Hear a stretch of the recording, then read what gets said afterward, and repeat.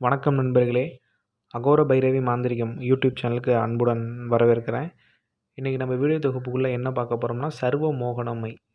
இந்த சர்வ மோகனமை எல்லாருமே எளிமையாக பண்ணலாம். சரிங்களா?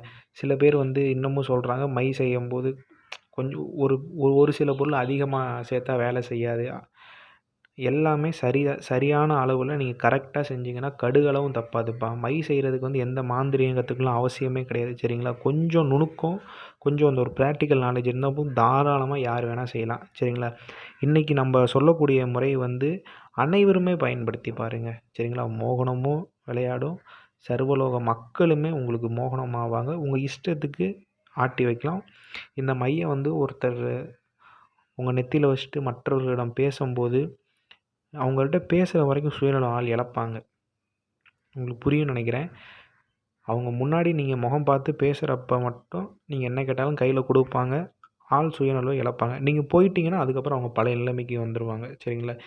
இதை பயன்படுத்தி எதுவும் தவறான வேலைக்கு எதுவும் பண்ணிடாதீங்க. இந்த தப்பு பண்ணிடாதீங்க. நான் ஏன் அப்படி சொல்கிறேன்னா, தவறுகள் பண்ணுறதுக்குன்னு அதுக்கு தனிப்பட்ட இதெல்லாம் இருக்குது. சரிங்களா? ஏன்னா இது சிவப்பிரயோகம். சரிங்களா? இந்த மாதிரி சிவப்பிரயோகத்தை நீங்கள் தவறான வழிக்கு பயன்படுத்திக்கிட்டீங்கன்னா உங்கள் கண்ணு முன்னாடியே உங்கள் வம்சம் அழியும். சரிங்களா? ஏன்னா இது என்னோடய குரு சொன்னது. ஏன்னா இதெல்லாம் ஒளிவு மறைவு இல்லாமல் சொல்லணும். நீங்கள் பண்ணிவிட்டு ஏதாவது தவறான வழிக்கு பயன்படுத்திட்டீங்கன்னா உங்கள் கண்ணு முன்னாடியே குடும்பம் அழியும். இதுக்கான சாபமும் அதிகமாக இருக்குது. சரிங்களா? ஏன்னா இது சர்வ மோகனமையினால் பெண்கள் உங்கள் வசத்துக்கு அதிகமாக வருவாங்க. சரிங்களா? அப்போ எப்பேற்பட்ட ஆணாக இருந்தாலும் பட்சத்தில் இந்த மையம் இருக்கும்போது அந்த வழிக்கு தள்ளப்படுவான். அப்போ நீங்கள் கொஞ்சம் கண்ட்ரோலாக இருந்துக்கணும். நான் ஏன் அப்படி சொல்கிறேன்னா, சிவபிரயோகத்தில் இந்த மாதிரி சாபத்தை பெற்றுன்னா 7 ஜென்மத்துக்கு உங்களை பின்தொடர்ந்து வரும். சரிங்களா? இந்த மையை எப்படி செய்கிறதுன்னு பார்ப்போம். இது இருக்கிறதுலே ரொம்ப எளிய முறைப்பா. ஆனால் பவர் ரொம்ப ஸ்ட்ராங்காக இருக்கும். சரிங்களா? என்னென்ன பொருள் தேவைப்படும்னா, கோரோஜனை, மல்லிப்பூ அர்த்தர், புனுகு, ஜவ்வாது, கஸ்தூரி, பசுனை மட்டும் கொஞ்சம் சுத்தமாக வாங்கிக்கோங்க. சரிங்களா? வீட்டில் மாடு இருந்தால் கூட சுத்தமாக எடுத்துக்கோங்க. ஏன்னா இப்போலாம் கலப்படமாக வருது எல்லாம். மீதி இருக்க பொருட்கள் தமிழ் மருந்து கடையில் இருக்கும். சரிங்களா? இன்னும் அதிகபட்சம் ஒரு 500 400 தான் வரும். நீங்கள் வாங்கிக்கோங்க இந்த பொருட்கள்லாம். வாங்கிட்டு இதுக்கு என்ன பொருள் தேவைன்னா, முல்லைப்பூ வேர். சரிங்களா? முல்லைப்பூ வேர் மட்டும் இருந்தால் போதும். இந்த ஒரு வேரை கொண்டு அற்புதமாக இந்த மை செய்யலாம். சரிங்களா? ஒரு வேருக்கும் ஒரு தெய்வம் அம்சம் கொண்டது. சரிங்களா? நீங்கள் என்ன பண்ணுறீங்கன்னா, இந்த வேரை நீங்கள் பறிக்க போகும்போது ஒரு தாம்பூலத்தில் பழம், பூ, பழம், தேங்காய் வச்சு ஒரு தீபாரத்தனை காட்டி அதுக்கப்புறம் தான் இந்த மூலிகையை நீங்கள் பறிக்கணும். சரிங்களா? இது ஒரு முக்கியமான விஷயம் நான் சொல்கிறேன். இந்த மூலிகையை நீங்கள் அமாவாசை அன்னைக்கு பறிக்கும் பட்சத்தில் காப்பு கட்டு சாப நிவர்த்தி பண்ண தேவையே கிடையாது. இதே மித்த நாளில் நீங்கள் காப்பு கட்டி சாப நிவர்த்தி பண்ணணும். சரிங்களா? அமாவாசை அன்னைக்கு இந்த மூலிகைக்கு நீங்கள் எந்த வித சாப நிவர்த்தியும் பண்ண தேவையில்லை. சரிங்களா? ஸ்ட்ரெயிட்டாகவே நீங்கள் எடுத்து இந்த மூலிகையை நீங்கள் இது பண்ணிக்கலாம். சரிங்களா? இந்த மூலிகையை நீங்கள் எடுத்ததுக்கப்புறம் என்ன பண்ணணும்னா, ஒரு வாழை இலையில் வச்சு நிழலில் காய வைங்க. சரிங்களா? நிழலில் நீங்கள் காய வச்சதுக்கப்புறம் என்ன பண்ணணும் அப்புடின்னா, ஒரு சுத்தமான மண்பானையில் பச்சை கற்பூரம், பசுனை விட்டு நல்லா எரிங்க. சரிங்களா? எரிச்சிட்டு நீங்கள் என்ன பண்ணுறீங்கன்னா, நான் கொடுத்த அனைத்து இதையும் நல்லா கல்வத்தில் போட்டு நல்லா அரைங்க. சரிங்களா? அரைச்சிங்கன்னா நல்லா மை பக்குவத்துக்கு வரும். மை பக்குவத்துக்கு வந்ததுக்கப்புறம் நீங்கள் என்ன பண்ணணும்னா, ஒரு தாம்பலம். சரிங்களா? தாம்பலத்தில் பூ, பழம், தேங்காய் வச்சுட்டு முல்லைப்பூ. சரிங்களா? இந்த மூலிகைக்கு நீங்கள் பயன்படுத்தினது முல்லைப்பூ வேர்.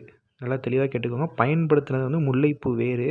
ஆனால் இந்த தாம்பலத்தில் என்ன பண்ணணும், பூ, பழம், தேங்காய் வச்சுட்டு எந்த பூவை பயன்படுத்தினா முல்லைப்பூ மட்டும் தான் நீங்கள் பயன்படுத்தணும். முல்லைப்பூ அதிகமாக பயன்படுத்துங்க. வச்சுட்டு நீங்கள் என்ன பண்ணுறீங்கன்னா, ஒரு காப்பர் டப்பாவில் இந்த சேமித்து வச்ச மைய நடு மத்தியில் வச்சு தென்கிழக்கு திசையில் பார்த்து உட்காரணும். சரிங்களா? தென்கிழக்கு திசையை பார்த்து உட்காந்து 8 நாள் உரு கொடுக்கணும்ப்பா. சரிங்களா?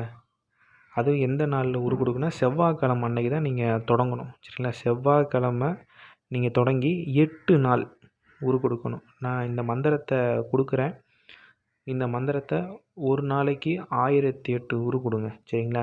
8 நாள் நீங்கள் உரு கொடுக்கும் பட்சத்தில் இந்த மைக்கு வந்து உயிர் பெறும்.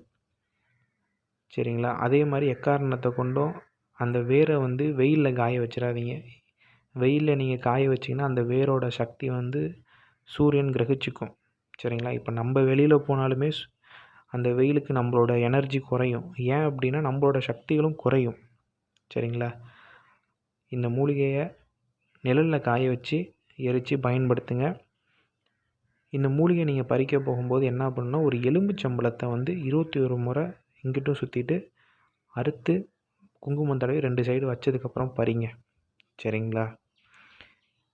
8 நாள் உரு கொடுத்ததுக்கப்புறம் இந்த மையை நீங்கள் எங்கே வைக்கணும் அப்படின்னா, அந்த பெண்கள் குங்குமம் வைக்கிறாங்க இல்லையா, அந்த யாருக்கும் தெரியாத மாதிரி வச்சுக்கோங்க. சரிங்களா? இந்த பூஜையை நீங்கள் பண்ணும்போது இந்த 8 நாள் வந்து ஒரு வேளை மட்டும்தான்ப்பா சாப்பிட்ணும். சரிங்களா? 2 வேளைலாம் சாப்பிடும். ஒரு வேளை மட்டும் சாப்பிட்டு இந்த பிரயோகத்தை பண்ணுங்கள். ரொம்ப ரொம்ப சுத்தபத்தமாக இருக்கணும். உங்களே தவிர இந்த மையை வந்து யாருமே பயன்படுத்தக்கூடாது. சரிங்களா? ஏன்னா வந்து அதிசக்தி வாய்ந்த முறை. ஏன்னா இது சிவனை வச்சு பண்ணக்கூடிய முறை. ரொம்ப பவராக வேலை செய்யும். சரிங்களா? நான் மீண்டும் ஒரு திருப்பு நான் எச்சரிக்கிறேன். இந்த மையை வந்து தவறான வேலைக்கு பயன்படுத்தாதீங்க. ஏன் தவறான வேலைக்கு பயன்படுத்தாதீங்கன்னா, பெண்கள்கிட்ட எக்காரணத்தை கொண்டு தவறான வேலைக்கு பயன்படுத்திடாதீங்க. ஏன்னா இது சிவப்பிரயோகம். சர்வநாசமாகும்ப்பா. சரிங்களா? பெண் சாபத்துக்கு மட்டும் எதுவுமே பண்ண முடியாது. எத்தனை ஜென்மம் எடுத்தாலும் அதுக்குன்னு தனி மோகனமை இருக்குது. இது ரொம்ப பவராக இருக்கும். நான் அதான் இவ்வளோ எச்சரிக்கிறேன். இந்த மையை வந்து நல்ல விஷயத்துக்காக பயன்படுத்துங்க. தொழில், பணம் என்ன வேணால் பண்ணுங்கள். அந்த பெண்கள்கிட்ட மட்டும் இந்த மையை வந்து கொஞ்சம் பார்த்து யூஸ் பண்ணுங்கள். சரிங்களா? மீண்டும் அடுத்த காணொளியில் சந்திப்போம். நன்றி. நம்ம சேனலை சப்ஸ்கிரைப் பண்ணுங்கள். 4 பேருக்கு ஷேர் பண்ணுங்கள்.